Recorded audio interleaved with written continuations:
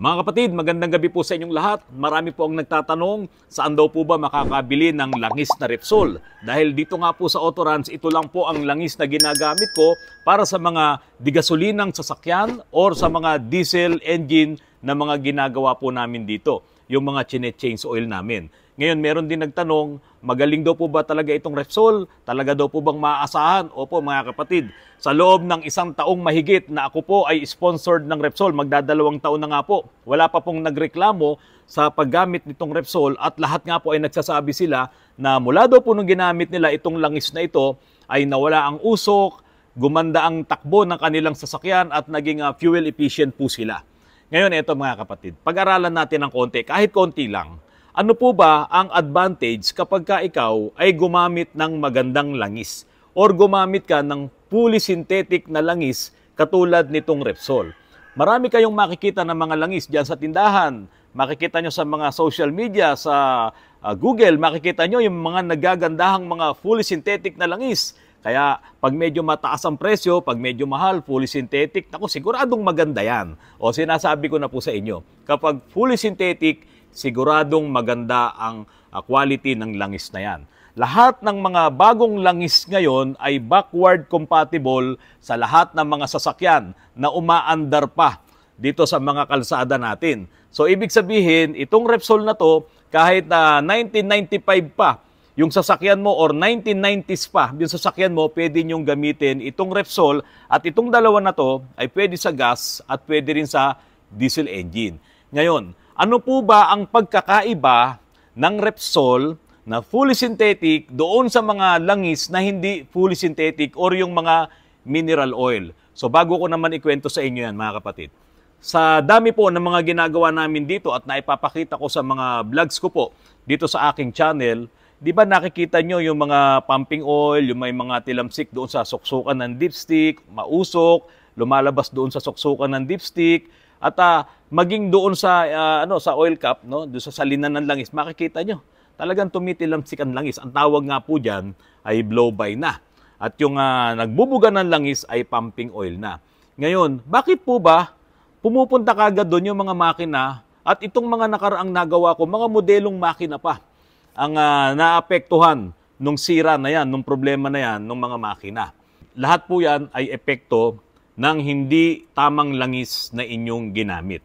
Ano po ba ang pagkakaiba ng isang mineral oil dito sa mga fully synthetic na mga langis? Yung paggawa sa kanila, yung proseso sa kanila. Itong fully synthetic na mga langis, ito ay ginawa, chemically process yan sa laboratorio. Ito po ay gawa sa highly refined distilled crude oil.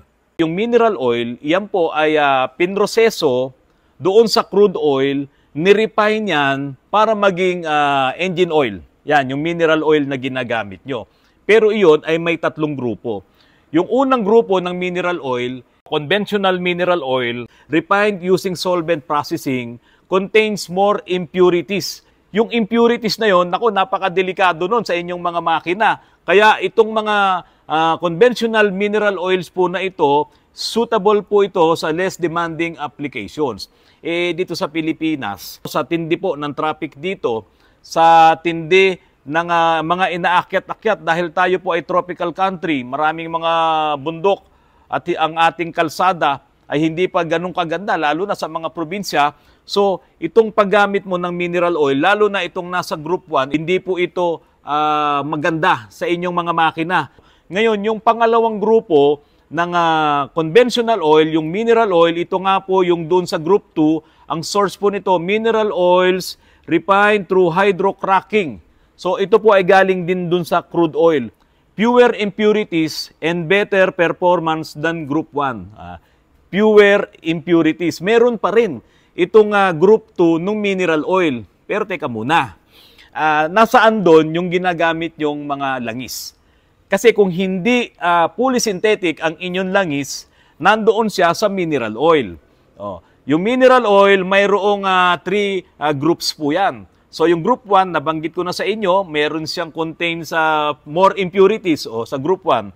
Tapos yung group 2, ang sabi po, fewer impurities. So meron pa rin yung mga impurities na yan. At mamaya malalaman nyo kung ano ang epekto ng mga impurities na yan. So sabi din dito, higher viscosity index, improve oxidation stability. So doon sa group 2, medyo na-improve na yung oxidation stability niya. Yung hindi siya kagad nasisira kapag sobrang init na, sobrang taas na ng temperatura doon sa loob ng inyong makina.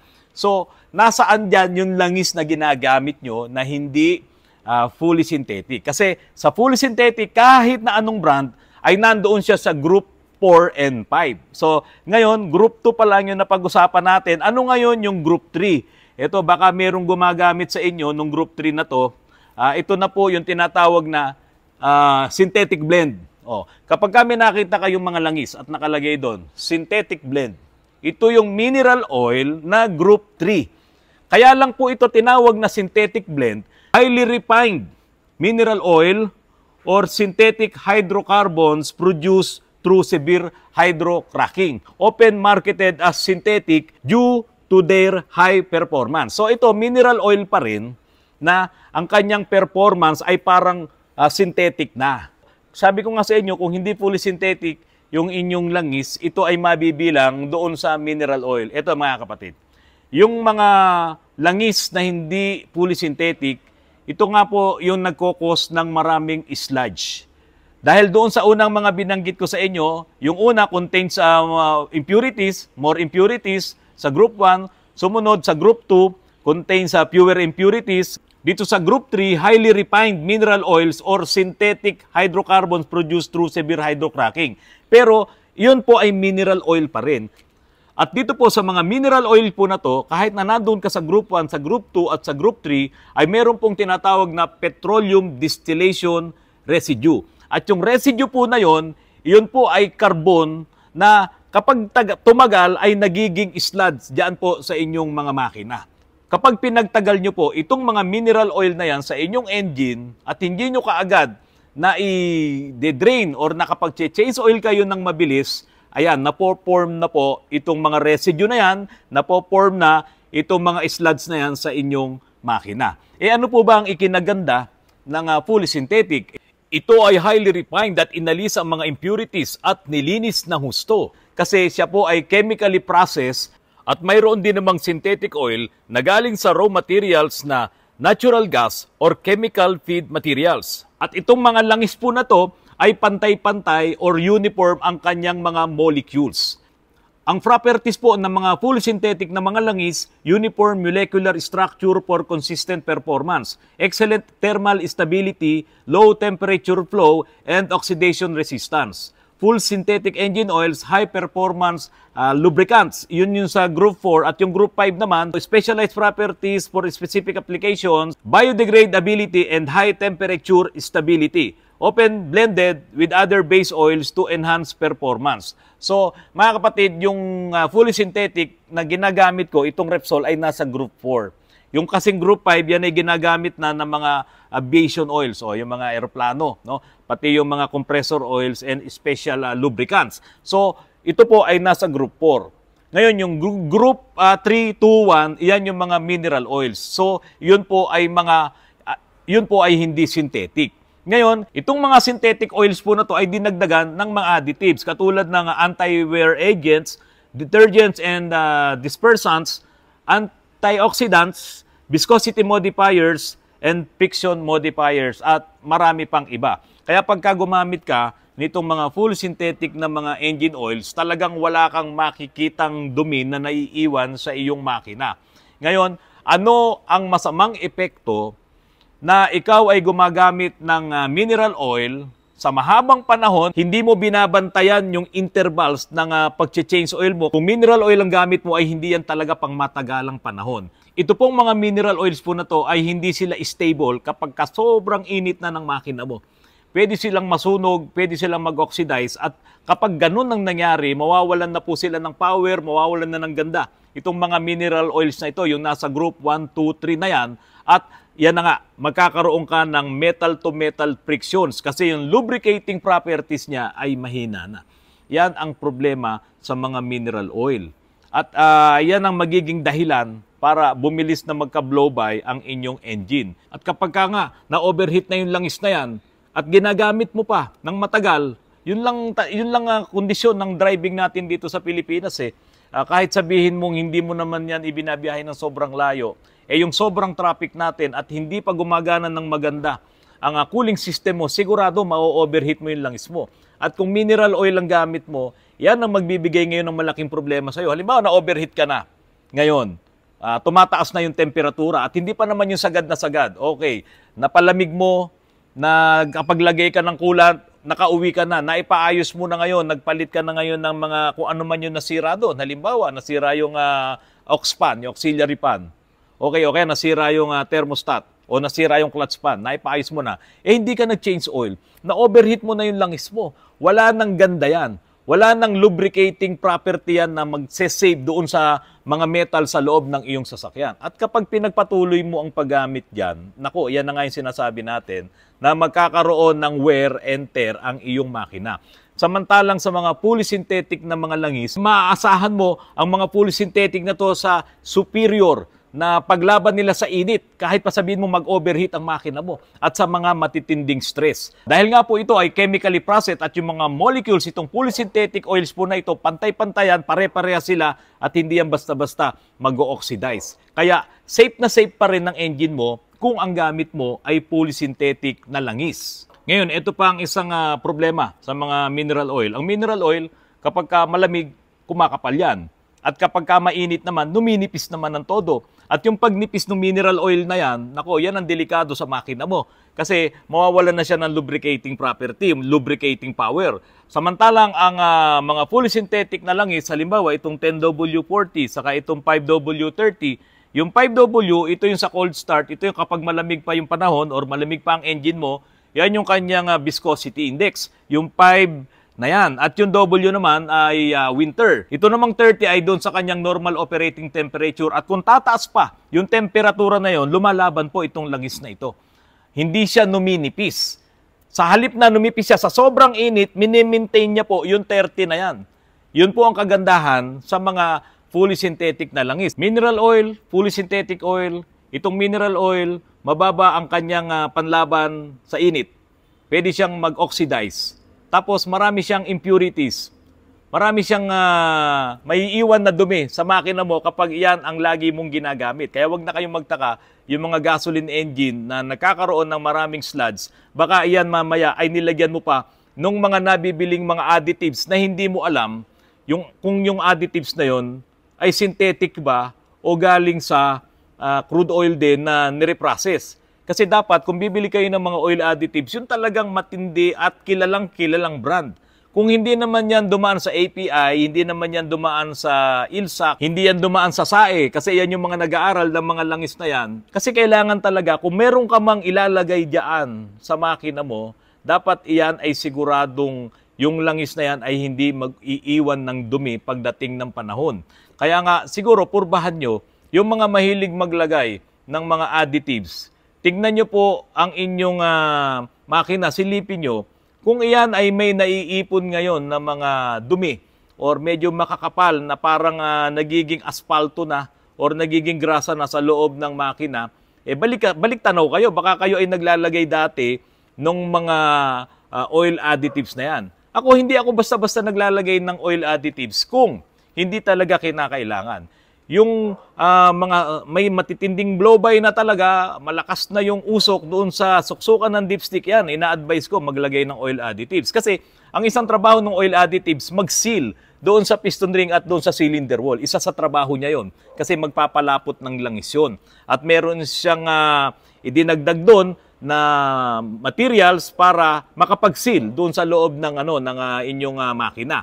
Pero kung wala namang kayong blow-by na malakas, o kung meron na kung konting-konti lang, yung nakikita nyong blow-by mist, o yung usok, or yung steam na nakikita nyo, doon sa suksukan ng dipstick, huwag nyo na lang lagyan yan ng additives. Bumili na lang kayo ng fully synthetic na mga langis, kasi ito po ay kompleto na po sa additives yung mga langis na yan. Kahit hindi Repsol, maraming magagandang mga fully synthetic na mga langis na mabibili nyo. So, yun ang importante. Kasi kapag kayo ay nagpaka-scientist sa paglalagay ng langis, no?